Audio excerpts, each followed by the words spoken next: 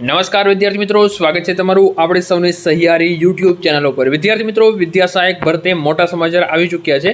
શું સમાચાર છે તેના વિશે આજે આપણે વાત કરવાની છે। ખાસ કરી જે 13,852 જગ્યા છે જે ભરતી છે એ બાબતે એક નવી અપડેટ જાહેર થઈ છે। હાલમાં જે છે આ જાહેરાત અપડેટ થઈ છે, હાલમાં જે જાહેરાત આવી છે તો શું અપડેટ આવી છે તેના વિશે આજે આપણે વાત કરવાની છે। તે પહેલાં ચેનલ ઉપર ન હોય ચેનલ તો સબસ્ક્રાઈબ કરી દો, બાજુમાં આવતી બેલ આઇકન ઉપર ઓલ કરી ક્લિક કરો, જેને કારણે તમને તમામ પ્રકારની માહિતી સૌપ્રથમ મળતી રહે। તો વિડીયો છે એને શરૂ કરી રહ્યા છીએ। વિદ્યા સહાયક ભરતી ધોરણ 1 થી 5 અને ધોરણ 6 થી 8 ગુજરાતી અથવા અન્ય માધ્યમ વર્ષ 2024ના ઉમેદવારો માટે અગત્યની સૂચના। વિદ્યા સહાયક ભરતી ધોરણ 1 થી 5 અને ધોરણ 6 થી 8 ગુજરાતી તથા અન્ય માધ્યમ વર્ષ 2024ના મહિલા ઉમેદવાર કે જેઓ ઓનલાઈન અરજી કર્યા બાદ વિધવા બનેલ છે તેવા મહિલા ઉમેદવારોને શિક્ષણ વિભાગના તારીખ 7/10/2022ના ઠરાવની જોગવાઈ અનુસાર વિધવા મહિલા ઉમેદવાર તરીકેના લાભ આપવા શિક્ષણ વિભાગના તારીખ 23/4/2025ના પત્રથી મંજૂરી આપવામાં આવેલ છે।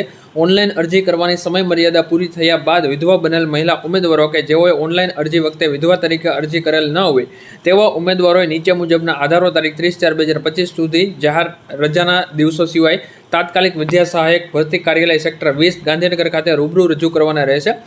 1 નંબર છે વિધવા હોવા અંગેનું સક્ષમ સત્તાધિકારીનું પ્રમાણપત્ર। 2 છે પુનઃ લગ્ન કરેલ ન હોવાનું અંગેનું સોગંદનામું। નોંધ, જે મહિલા ઉમેદવારો ઓનલાઈન અરજી કરતી વખતે વિધવા ઉમેદવાર તરીકે અરજી કરેલ છે તેઓએ આ અંગે કોઈ પ્રક્રિયા કરવાની થતી નથી। તો મિત્રો, આ હતી અપડેટ। તમારા ધ્યાનમાં જો કોઈ આવા વ્યક્તિ હોય તો એમને આ વિડીયો ખાસ મોકલવો વિનંતી, કારણ કે તમારો એક સારો પ્રયત્ન બીજા માટે આખી જિંદગી સુધારી શકે છે। તો મળીએ છીએ કોઈ નવા વિડીયોમાં। જય હિન્દ, જય ભારત, વંદે માતરમ।